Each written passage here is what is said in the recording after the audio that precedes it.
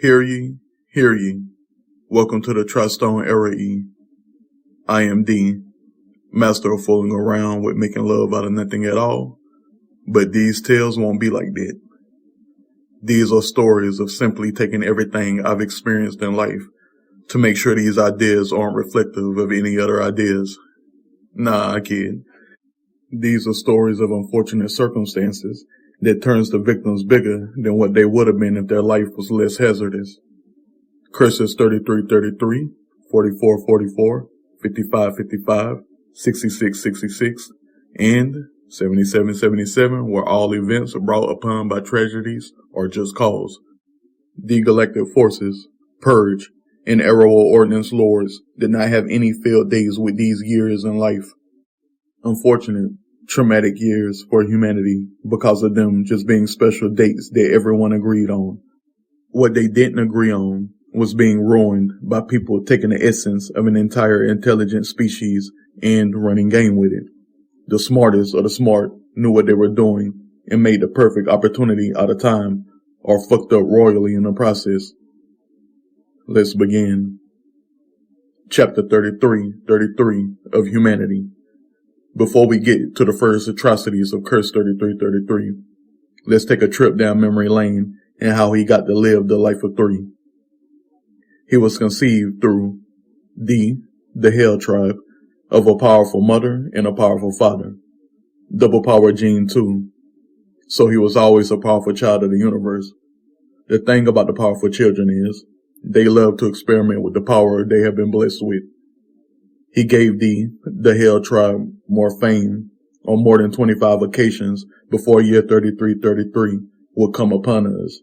The biggest contribution dealt with handing every living member of the time a personal demon, as if they are replacing their familiar with an ultimate one. Ooh-wee! The train that the coven were running, and no, the witch hunters could not handle it nor predict it, kept witch hunters from doing their thing fizzle against any coven. It was a very silent era of time, from his 21st year in life to well after 3333. His four categories were manipulation, command, astronomy, and demons. Manipulating reality for the constant molecular conceptions of true might, then making it permanent with commands. Using symbols of the universe to connect the demons to their masters was an arrowology process that had the entire coven thankful for his magical might. Put all of his mightiest spells at the forefront of their grand magic book. Even to the current day of the story, the Hell tribe remains to not be fucked with, and is heavily protected by the supervillain guild. Even though he was once a spellbinder up until his 47th year in life, anyone could get it. You'll find out about that when I get to what his curse does. Let me let you in on a huge secret first. His parents perfected him. They taught him the word consequences, instilling in him that if he doesn't perfectly do what he wants, he must succumb to consequences for his actions. Then taught him how to get away with absolutely everything so he doesn't have to deal with consequences. It was the first word on his mind when he was reborn again, and couldn't summon a spell of any variant. All of the things he had ever learned became inaccessible regardless of his magical might spewing more radiation than a god in survival mode. All of the testing with his magical might growing up was still there. All exercises he performed to get so powerful were still there. All he had to do was test it out to become perfectly consequence-free again. Now, cutting back to the exact moment leading up to becoming a curse, there was a total of 2,777 incidents to be that could be the target of time. The one that trumped all of the others was a cultist, who wanted to turn the figurative hell into a reality and be the Satan behind it all. He had so many covens in his back pockets, front pockets, dimensional pockets, and whatever pockets you could think of. Years leading up to 3333 gave him all of the motivation to try to do something crookedly powerful. He had 3,333 humans prepared for the sacrifice in a specific way. Had them all killed at the right time, and when he was about to attempt whatever it was he was attempting, Arrow Ordnance Lords fucked up his master glyph and the spells the covens were doing didn't take effect with his measurements. They took effect with other measurements. Then he was ultimately attacked and thrown into the center of the glyph. Because the ingredients in the ceremony didn't go as planned, hell was not created. A version of it was instead, as his vessel, who was on its way to perish, didn't. It absorbed all of the tragic energy of the events and split into three, making three versions of himself, but he could feel some shit he never felt before. He could feel the abilities to jump across the plane of existence. He could feel what everyone or one specific person was feeling. He could feel so much power that he could never muster on his own. He exploded a moment into laying on a glyph as his life force was fading. That channel of energy shot up to the ozone and started to increase in width as the energy turned into a ray, then shot out from the ozone layer across the galaxy for a good 238,900 miles. At least he got to the moon. All jokes aside, he was turned into a god or three, but no matter what he did, he couldn't split his vessel. There he stood, three selves of him, in his erupting energy that was going through the planet too, looking into very weirdly colored eyes, but looking exactly how he normally looks. It took him some time to come up with his retribution, as well as developing his new modus operandi. He unfortunately lost all of his abilities of spellbinding, but gained way more than a handful of covens' kind of power. Because he was turned into a god, or three, all of the things that went wrong during the ceremony went right though. Just for him. Because once he figured out that he has the compelling dimensional abilities, the torture began. The torturing of humanity was something he always wanted, but when he discovered that his newfound powers turned him beyond immortal, he became consequence-free. The hell began. Chapter 44 of Humanity. Because of year 3333 presenting humanity with a curse, the galactic forces, Purge, and Arrow Ordnance Lords changed their methods in hunting the most super powerfully insane. About a decade before the year would come around, all authority figures were on high alert for 10 years straight, and that helped them protect the Sea of Stars. Yet the person who was going to make 4444 into another cursed year was on no one's radar. There was a warlock whom once had a set of quadruplet daughters. They were taken away from him at the tender ages of 17. A crazy party it was that night, but a crazier set of events for the revenge. His bloodlust grew more and more as he took the kids away that resulted in his 4 daughters dying an untimely death. For 7 decades, he terrorized the families that were at fault but got away with it. Then the year 4444 was rising upon humanity, and he was still holding on to his anger. In and out of prison he was going, but he was wise with his plans of power and making sure those bloodlines ceased to exist.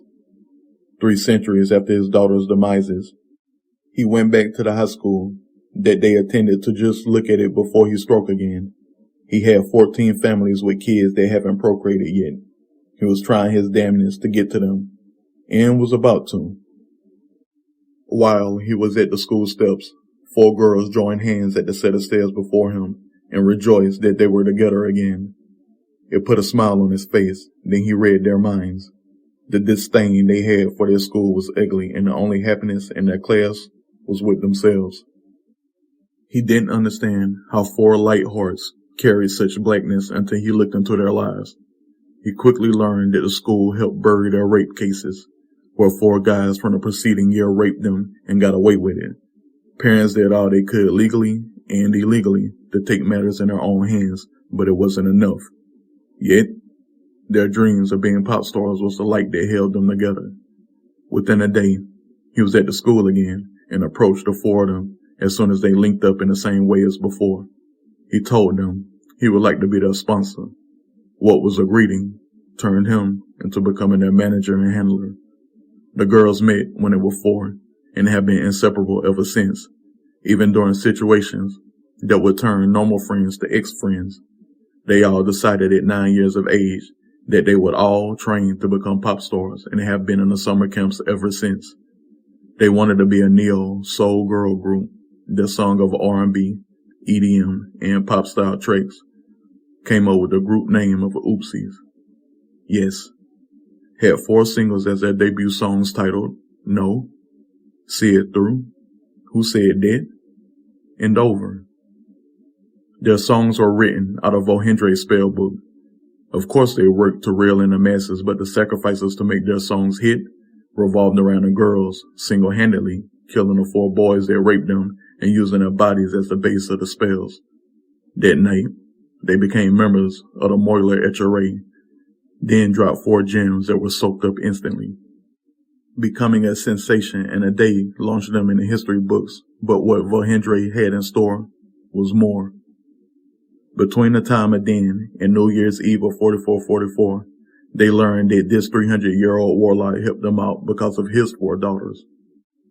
They loathed that story and understood all of the blood he shed over the past 3 centuries. They wanted to do the same because their injustices should have never happened, and since they are alive, they all vowed to right the wrongs of humanity. He led them to immortality, and they accepted it. But the spell he put on them was different than his. His had loopholes that he loathed, but theirs had the one thing that would set them apart: a sense of lessening traumatic instances and nullifying the emotions around them. What a lot of the God Meteor dust he had in his possession, Vohendre would make it so it's in their lotion, fortifying their vessel for the big day of the spell, where they will perform a full-length version of a song the fans, the world, has been waiting for. 45 seconds, from September to January, had the world in a tizzy until they finally released it. Lock Me in Your Heart. Yes, they didn't know exactly how the spell would work, but they knew they would be immortal afterwards. Yet, Vohendre was preparing to replace their spirits with his daughters. They didn't know it, but it was their goodbye to existence moment as they performed Lock Me in Your Heart after the ball dropped around all of the galaxies at that time. Upon their final notes, they did the final dance, and the final dance was the activation end of the spell. The capital city at that time was called Naijang. Naijang was obliterated by a giant blue ray. Everyone killed in the vicinity of that stadium were the catalyst to summon his daughter's spirits so they can take over the unconscious bodies of Ojuki, Vavo, Izarini, and Ruja. Vohendre snatched up the bodies before anyone from Purge could come and investigate the tragedy. It took a while for the vessels to recover from the impact of the ray. 3 months passed and the 4 girls finally woke.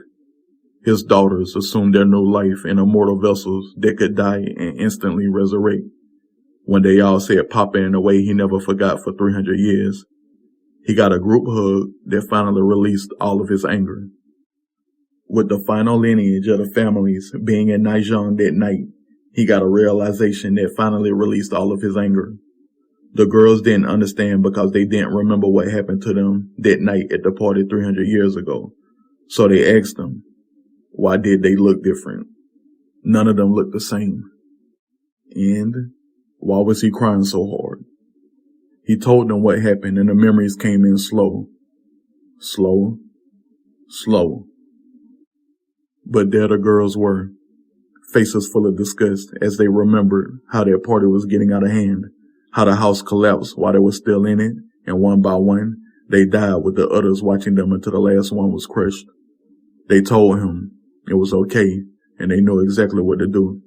Since high school kids want to not take responsibility for what they did, they will make them for eternity until the world is really good again.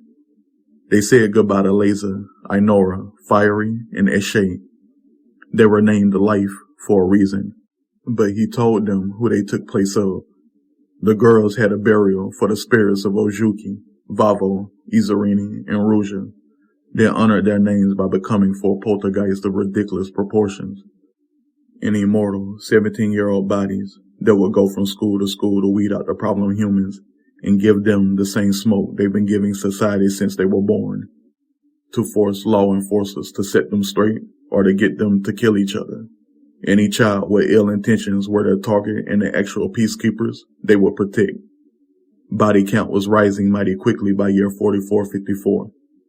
They successfully learned how to magically fabricate their existence so they can just enroll in whatever high school they saw fit. All of their actions go hand in hand with Oopsie's 5 songs they released. Those lessons in those songs are what they are trying to protect, and it's always at the cost of many lives that do not need to mature into adulthood. In reality, they have helped out the entirety of mankind, but researchers and detectives do not feel that way. You Go Learn Today was the new Black when they were first apprehended. They have been apprehended many times but always find a way to assume their position of killing the wrong. Nothing has ultimately stopped them yet, and they don't ever plan to. The amount of spell work that went into them getting resurrected was uncanny, and when Purge finally figured it out, they deemed them as Curse 4444. Vohendre called upon a huge favor of a bloodline disconnected to the Moiler Etcheray. That person was a high-ranking general of the Galactic Forces. A battleship's most powerful attack was used as the Blue Ray that destroyed Nijong. The amount of God Meteor dust he acquired for this spell had all of their mouths open because no matter what, those 4 girls absorbed so much God Meteor dust that it would take the combined power of at least 55 covens to dispel the spell that created them. Good luck on finding 55 covens that will work together like that. Good fucking luck. Chapter 5555 of Humanity. The extraordinary events that led up to this immortal apocalypse should fry your brain. Remember how I said religion was abolished when mankind ventured into outer space? Well, inferior humans would still exist though. Those inferiors love power, don't they? They love their own thoughts. They love their own voice. They love getting their way. They love the fucking attention. But they are the anti-people. The ones who do not agree with the new world order of how super beings are taking care of everything. Regardless of super beings being able to make ordinary beings into super beings too. Everyone can literally be super, but leave it to the supers to let ordinaries make their own decisions. I digress, but it's the Catholics again. Sitting around making people believers because that's what they desire to do with their lifespan.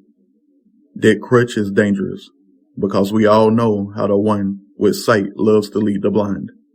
Led them right into an apocalyptic favor of his choice, so he can create the metaphorical heaven.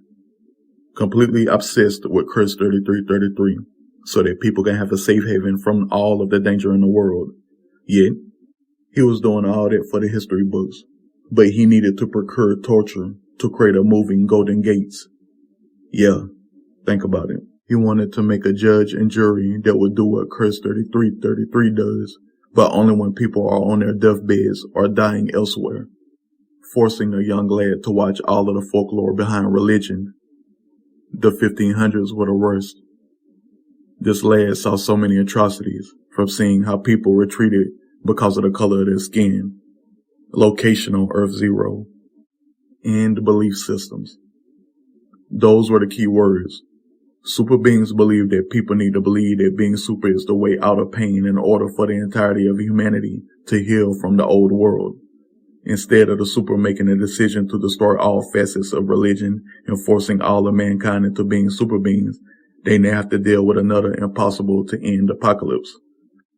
To go right along with Curse 3333. This man thought he had all the right psychics perfecting a psychosis on a young, malleable lad, but the disdain the lad was feeling was turning him into V-Head instead of the Angel of Life. The night the ceremony fell through was the night V-Head chewed his first victim. That man, he was Goliath, much bigger than what was supposed to be Earth 14.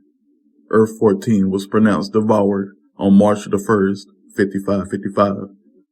Kind of the main reason why mankind stopped adding to the humanoid spear.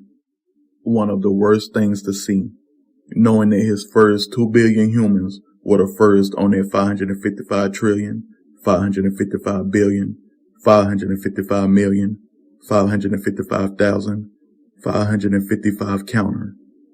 Then went right in the direction the inferior side of humanity was summoning him from. The way that V-Head is summoned depends on if a cult is beginning. He stays active and can be seen around Galaxy 6 a lot and the neighboring tens of galaxies. He can become 3 times the size of a planet at any given time. If a cult is trying to form, he will go to that destination as soon as possible. He'll always head towards the strongest signals, meaning he constantly is lured to different signals. Because of him being around so long, intelligence has been able to narrow down his hunting style, so they can take over occult followings before he tries to wrap that giant-ass mouth around the planet again.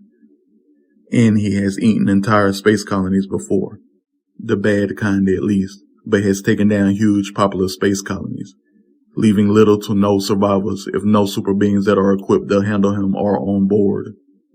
Sometimes he will fight in human form, but why not be a giant monster that can withstand space air for eternity? He has also been defeated plenty of times by enough super beings that can turn giant and are invulnerable to space air too. He has left a few giant corpses in outer space before, a tragic sight to see, but we can all thank that evil group of entity-worshipping humans. They are always out there, trying to force religion on the good side of humanity. None of the main heroes have had to deal with him a lot, but all of them will be able to stay alive if he tried to go for a planet or a space colony they are on. Most of mankind is equipped to deal with all of the curses. V-Head happens to be the greatest threat of them all because he's a Goliath. It's strange though. V-Head will kill innocents in order to kill what created him. No one is entirely safe, but if you see his giant self floating through outer space, you could probably talk to him if you aren't scared to death. If his gigantic digital horns aren't on his head, he is nowhere near his target. He has a known channel that anyone can be pinged into and receive his broadcast.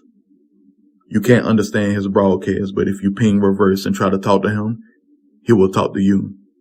Sounds very, very, very, very, very, very, very evil and hostile.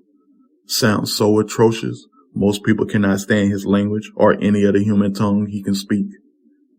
All of them, by the way. He's been alive so long, he might as well learn every language known to man. If he hadn't seen the atrocities he was forced to watch, the curse would have never went through. But those memories plague him, and he will do what he has got to do to get to the source of the worst kind of brainwashing. Every time a few of the characters of the story see him in outer space, via him preparing to fly through a space highway, everyone is broadcasted to jump out of FTL immediately, and FTL is faster than light. They will try to talk to him, and he is actually friends with a lot of the heroes as well as a lot of the villains. He doesn't really have an agreement with the supervillain guild, but a lot of them can stomach his voice. Instead of him chewing an actual major cult threat, whatever target he was heading to first will be something the supervillain guild could use to their advantage. The supervillain guild has recruited a lot of wicked super beings over the years, all thanks to the intel their intelligence were able to study. Yet sometimes, super beings or regulars will sing the V-Head because he asks it. This is a super rare occurrence, but he is a killing machine with no off switch, and sometimes his broadcast will sound like somber crime. Somebody will sing over the broadcast to him while silenced. The purest form of silence is coming out of the ping. He will rest in a space for a while before the rage overdrive activates again. That time period is random, but each singing voice affects him differently. So if it's not the same person singing to him the next time humanity can afford a break, no one can determine his break period. In present day, it's been a couple of years without him taking a life, all because of Scotty Rebel, Voxius, and the nigga in the mask, combining their singing voices in a song he has said was his favorite of all time. All three of them will sing the song at the same time and get paid handsomely for responding ASAP. They have sung that song to him a total of 3 times.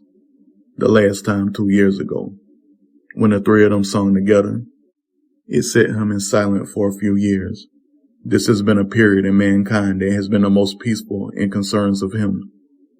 Tradition has it that every society of the real world records everyone's singing voice with or without their permission to measure it against all of the voices that has sung to him over the many millennia. Scotty Rebel, Voxius, and the nigga in the mask were matched to a few other voices throughout time that affected him for years on end as well. But during the Crimson Collective, he will be asleep the entire time. Unfortunate for mankind, a weapon of mass destruction they possibly could have used won't be able to. Being able to turn his curse power into a weapon mankind can use directly is going to be a massive fiasco, because they are going to see V-Head plenty of times, floating directly alongside one of the space highways that is a major pathway to Galaxy 6. Throughout the entirety of the story, in order for them to collect his curse energy, they are going to have to go inside of him and try many different philosophies in order to take his curse powers. But that will be one of the biggest feats of mankind. V-Head's rage machine will not be dormant on the inside of him. The gang will end up fighting all of the spiritual energy he has collected over the many millennia, and learn that the killing he is doing has a counter. He is nowhere near 555 trillion, 555 billion, 555 million, 555,000, 555 spirits claimed, but the fighting will be never ending trying to claim his power. Chapter 6666 of Humanity. If all of us only knew what this scientist was doing, we would be calling him dumb from the jump. Probably wouldn't even let him live out his life. Hell, probably wouldn't even let his parents procreate him.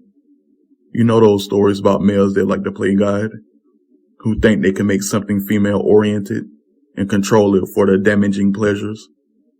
Who were like, fuck being a decent person, I need to control something. I have to control something. Yeah, this was one of those stories. Mr. Knox thought he was slick, taking stem cells and developing a human brain outside of a womb. 100%. Brain was in newborn status when he connected it to a Venus flytrap. From the roots, but eventually the brain moved to a head-like position. This experiment was going in his favor from the jump, because it was his life's work to make the perfect woman, driving the nature of a human brain in a Venus flytrap to form a humanoid body, essentially trying to be the first scientist to create a Woodian in the real world. If you only knew how obsessed he was with wood creatures and the science behind them. No more Kujin, Septile, or Groot to inspire him. Just simply taking a trip to Edgemere was his ticket to getting all the way enamored with plants that are shaped like humans. He had everything perfect for this experiment. From the stem cell research, the outer womb research, the connecting two species together research, the gene splicing research, the manipulation of reality research. He was really out there with his brain. Then it got took out of his head to never be heard from again, cause when She-Ra learned that she exists, what she can do, how much power was bestowed on her, and why all of her was happening. For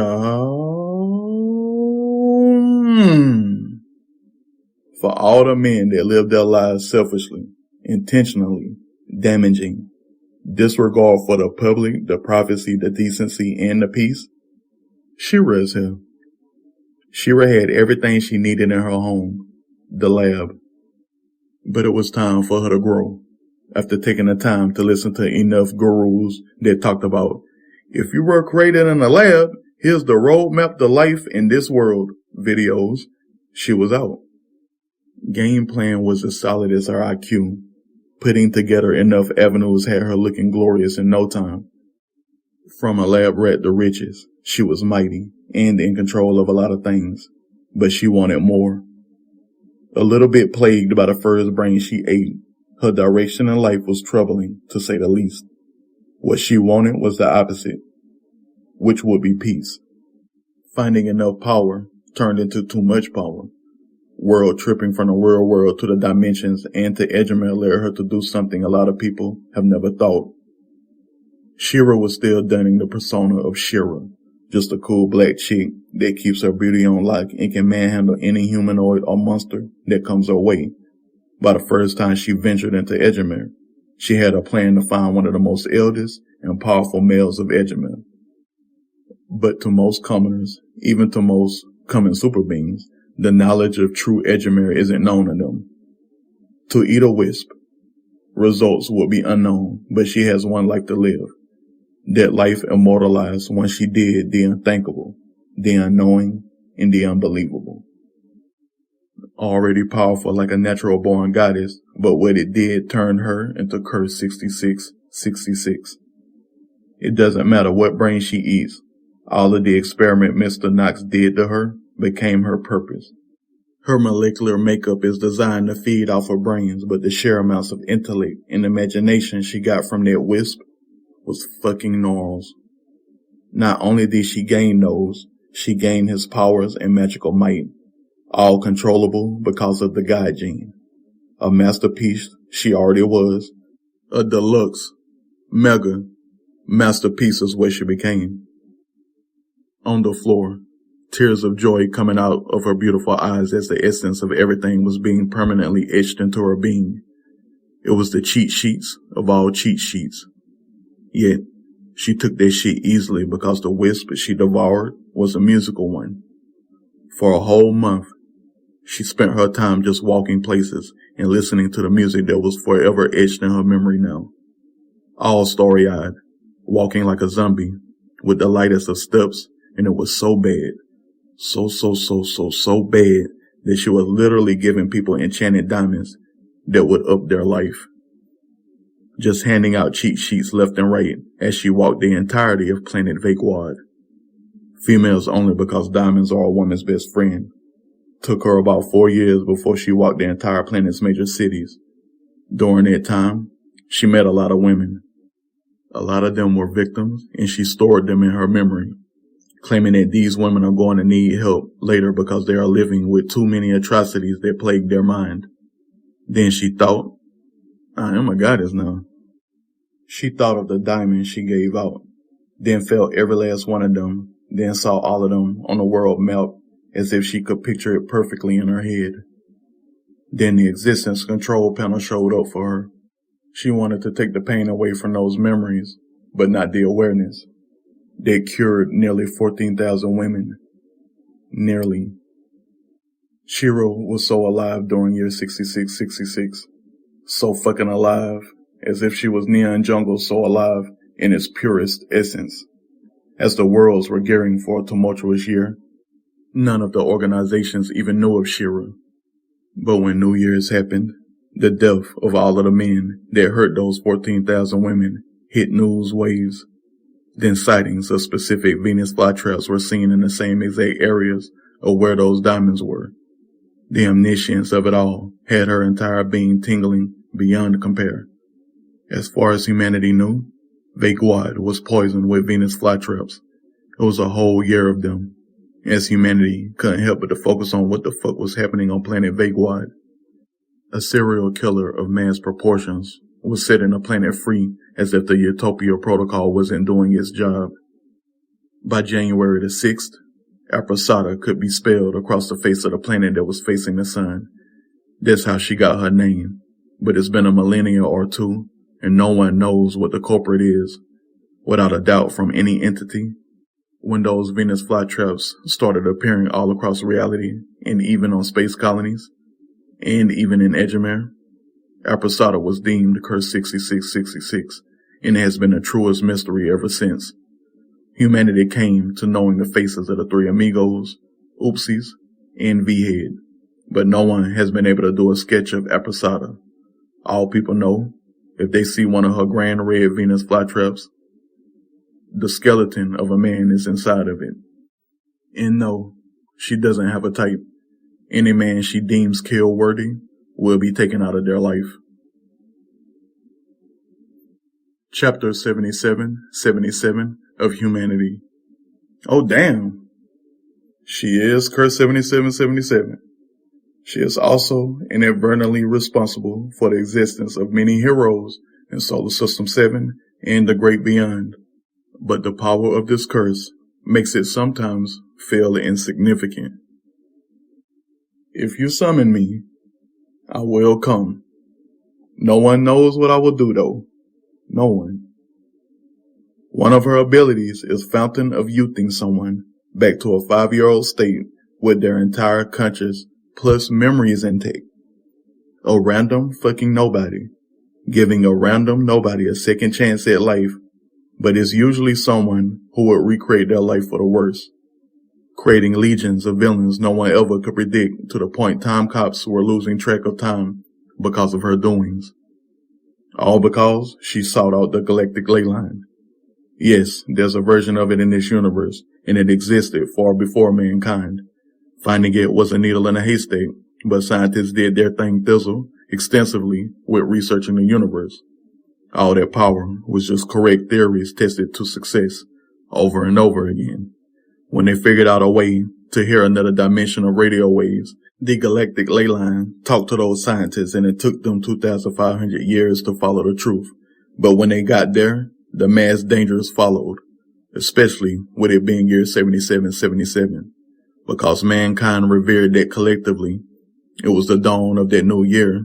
The conflict of the galactic ley line was disastrous, and when somebody finally got to her, it was the wrong person.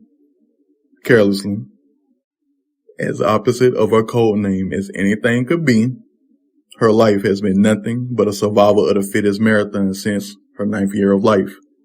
Her parents were lost in space, and she was scrapped to an orphanage. Because she was on a blip of humanity, she became nothing. No, not me being nothing. Not like this. It wasn't long that a 9-year-old girl would just create the will to be more than just a parentless child. Space Colony, L. Theor, Star Union LV-86, sounded governed, but rarely was. They got all of the sustenance they needed performing rounds in the galaxy, but for them to get any galactic forces provisions seemed to never exist in Carelessly's entire life. But small folklore of the space colony had urban legends of covens that once was. They were hunted like witches to settling down. They used to say it was a rhyme. Mankind was once dorky, adorable, and hot. Toes close to earth, tons of heat to the light. Till one day they soared and soared. On earth no more, they soared. Legacies lost to bliss and stars led to the abyss. Forgetting blood should always return to La Oasis. It summoned the Tecker, witches of space colonies. The urban legend says a witch may appear or not, but more often, not. In Carelessly's case, she rhymed it perfectly, as the mistress of La Oasis felt it brewing in this region all day. Carelessly was taken in and raised to be murderously powerful, all because she was the only girl in the past 100 years that said the rhyme with perfect intentions of bowing down to no man-made system. Men are trash. Carelessly posed as a child in an orphanage, but was really getting all the sustenance she needed to grow up as a real healthy child. Basically going from rags to riches every other day to train and spell work. She took the Hexenry initiation ceremony perfectly. Her first category was trick. Would eventually turn into a trick with no equal treat, ever. Infiltrating enough systems through her teenhood awarded her with tons of gifts, but the most important one was power. Trick, Pegasus, fire, and dark matter were the powers that she ultimately grew into. But before she even grew, by the time she was 16, she was one of the main heads in the operation to overthrow the heads of the space colony. Securing deals with neighboring mage powers allowed them to get enough battleship-type spaceships to seize the space colony because they have enough humans to overthrow their government. It was a slave fest, and the worst part was how Carelessly pretended to be so many grown men in multiple instances that they had no choice but to overthrow their government. Her ability to be a teenage spy was highly sought after since, giving La Oasis their shoe-in for the galactic ley line hunt. It would be a couple of decades before then. In that meantime, she made a name for herself. Got her own spaceship, made her own way around the dimensions, got in good with a lot of guys, got in good with several other covens, had her protection and alliances set for the galactic ley line to the point they were the first grouping there on her spaceship. There were at least 20 different factions, lawful and criminal to the unknown kinds, right behind her faction. It was a long, ruthless battle. They had a lot more than 20 different factions showing up. The bloodbaths went on for days as everyone wanted to access the ley line before year 7777 settled in. It wasn't until Carelessly collapsing a huge section of where she was within that sparked the entire situation into her favor. What seemed like an endless cycle of being killed over and over was the deciding factor in ejecting a corridor into outer space. It was crazy as she zipped back in and sailed out that corridor. Then she saw the strangest thing. As she was coughing up blood and healing herself again, she was a stars. Clear as day, clearly rainbow, looking like a little girl with a gold star on her head. It was the galactic ley line. Said she kept the wrong person from gaining access to her, and if she wouldn't have killed a specific man in that group, he was gonna fuck up the universe. In a sense, she was a hero that day, but when the ley line laid hands upon carelessly, it felt something it has never felt before. It was jealous of all the power she possessed in a mere mortal vessel. It became obsessed in a matter of milliseconds, trying to decode Carelessly's life, then gave Carelessly the life. The only people that know of her name are her coven members. That's the only way to summon her. Throughout time, a lot of entities have learned that Carelessly can be summoned if you say her code name enough. But for the very small amount of people she likes, she tells them her name so they can summon her their entire lifespan. One of the most painful things is having to bury a friend. One of the most lovely things is that no one ever truly is forgotten if they become her friend. To this day, she will bless humanity with a small reminder of somebody who was once great and alive to thrive, whether that individual was on the right side of humanity or not.